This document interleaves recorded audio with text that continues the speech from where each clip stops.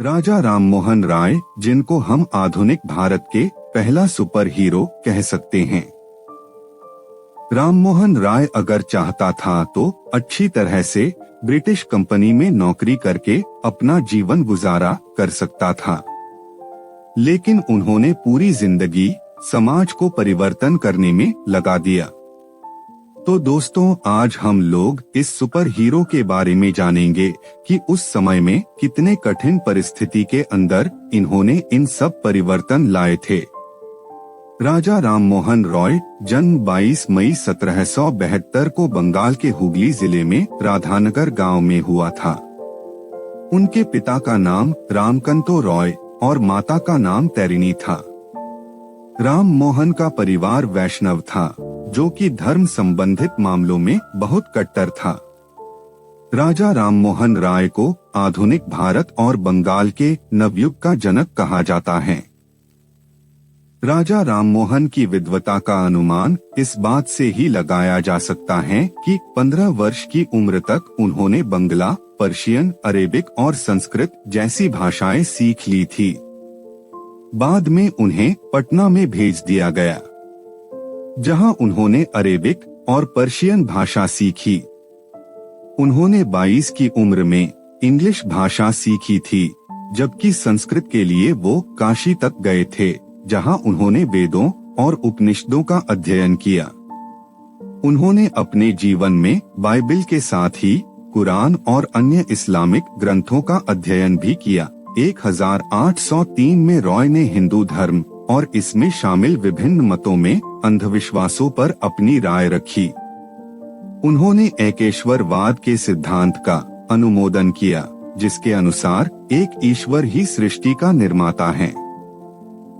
इस मत को वेदों और उपनिषदों द्वारा समझाते हुए उन्होंने इनकी संस्कृत भाषा को बंगाली, हिंदी और इंग्लिश में अनुवाद किया। इनमें रॉय ने समझाया एक महाशक्ति है जो कि मानव की जानकारी से बाहर हैं और इस ब्रह्मांड को वो ही चलाती हैं। उन्होंने शिक्षा को समाज की आवश्यकता माना। उनका मानना था कि इंग्लिश भाषा भारतीय भाषाओं से ज्यादा समृद्ध और उन्नत है, और उन्होंने सरकारी स्कूलों को संस्कृत के लिए मिलने वाले सरकारी फंड का भी विरोध किया। उनका मानना था कि भारतीय यदि गणित, जियोग्राफी और लैटिन नहीं पढ़ेंगे तो पीछे रह जाएंगे। सरकार ने राममोहन का आइडिया एक्सेप्ट कर लिया, लेकिन उनकी मृत्यु तक इसे लागू नहीं किया। राममोहन ने सबसे पहले अपनी मातृभाषा के विकास पर ध्यान दिया। उनका गुड़िया व्याकरण बंगाली साहित्य की अनुपम कृति है।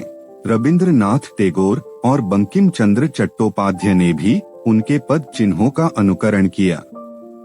भारत में उस समय सती प्रथा का प्रचलन था। इस प्रथा के अंतर्गत किसी महिला के पति की मृत्यु के बाद महिला भी उसकी चिता में जल जाती थी। इस मरने वाली महिला को सती कहा जाता था।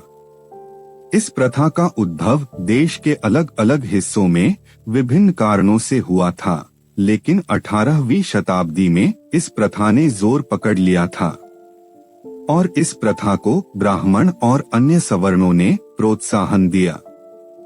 राजा राममोहन राय इसके विरोध में इंग्लैंड तक गए और उन्होंने इस परंपरा के खिलाफ सर्वोच्च न्यायालय में गवाही भी दी। ऐसे में राजा राममोहन के अथक प्रयासों से governor general Lord William Bentinck ने इस प्रथा को रोकने में राममोहन की सहायता की। उन्होंने ही बंगाल सती रेगुलेशन 17 ईस्वी 1829 के बंगाल कोड को पास किया, जिसके अनुसार बंगाल में सती प्रथा को कानूनी अपराध घोषित किया गया। सती प्रथा के विरोध के साथ ही उन्होंने विधवा विवाह के पक्ष में भी अपनी आवाज उठाई। उन्होंने ये भी कहा कि बालिकाओं को भी बालकों के समान ही अधिकार मिलने चाहिए। उन्होंने इसके लिए ब्रिटिश सरकार को भी मौजूदा कानून में परिवर्तन करने को कहा। वो महिला शिक्षा के भी पक्षधर थे, इसलिए उन्होंने महिलाओं को स्वतंत्र रूप से विचार करने और अपने अधिकारों की रक्षा करने हेतु प्रेरित किया। उस समय बंगाली समाज बहुत सी कुरीतियों का सामना कर रहा था।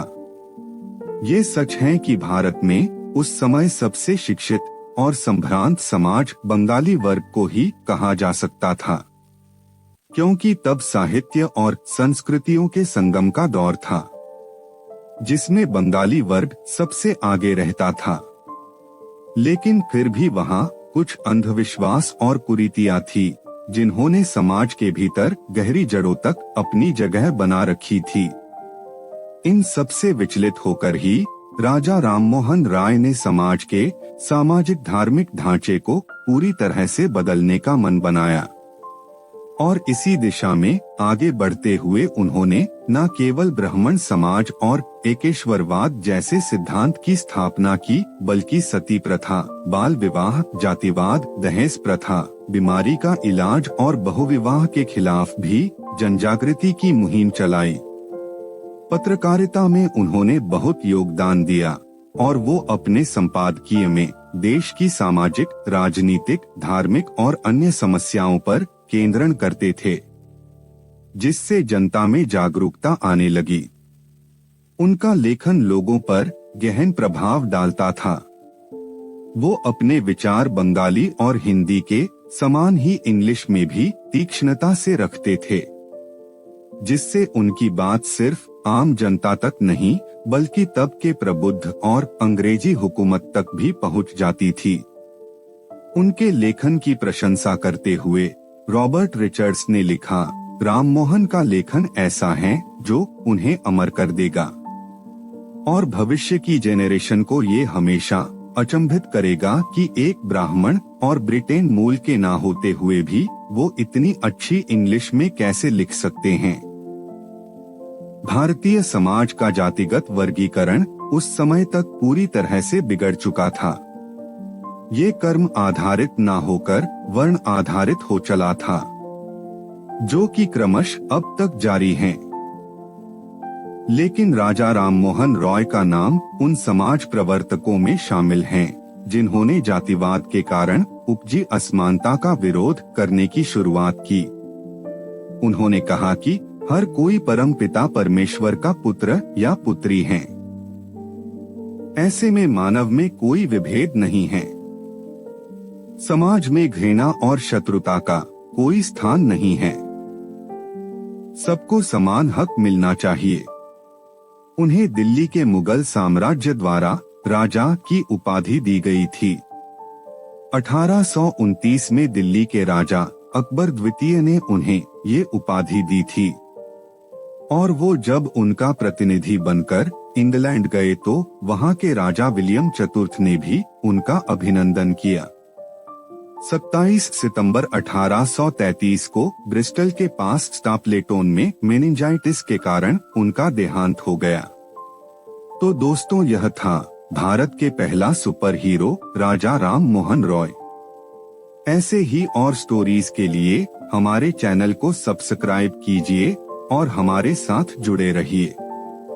इसी के साथ आपके दोस्त नंदन विश्वास को दीजिए इजाजत। नमस्कार।